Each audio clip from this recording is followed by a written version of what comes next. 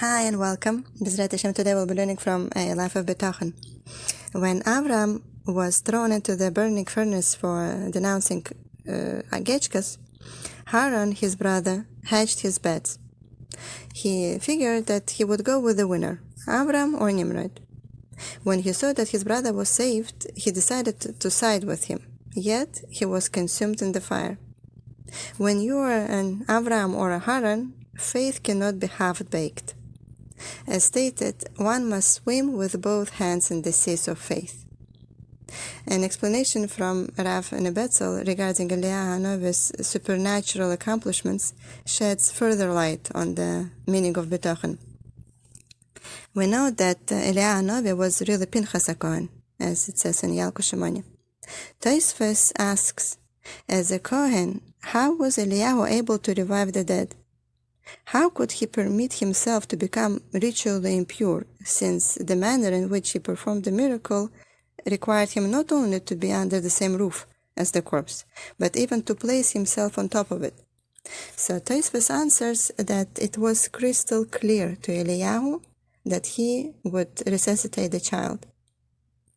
Therefore, he was allowed to come in contact with the corpse, because it was a case of pikuach nefesh, and the Kohen is permitted to become impure to save a life.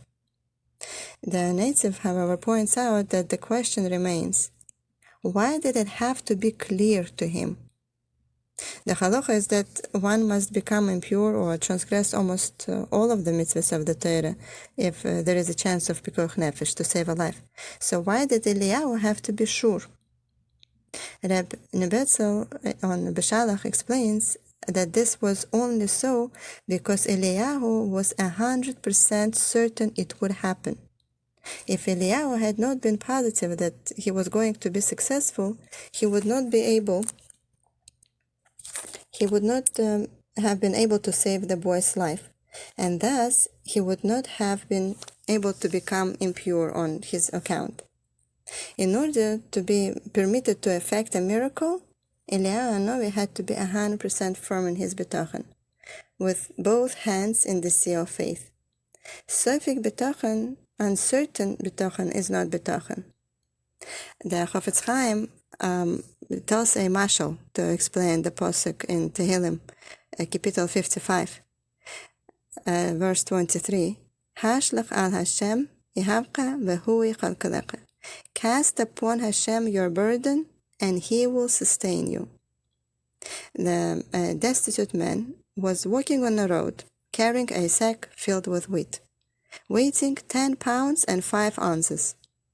The man encountered a rich man traveling by coach, and he asked the wealthy man to please carry his sack for him. The magnate was happy to oblige. The pauper quickly took out 5 ounces worth of wheat from the sack and put only 10 pounds on the wagon, while he carried the remaining 5 ounces in a small sack across his shoulder. The nobleman said to him, "Why do you think I care about the additional 5 ounces?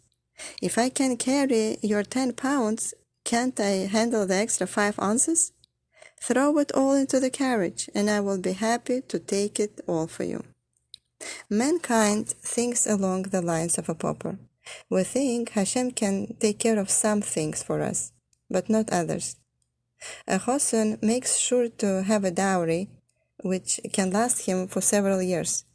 When asked how he will manage the rest of his life, he says that he trusts in Hashem to take care of him. So then, why can't Hashem take care of him during the first years of marriage?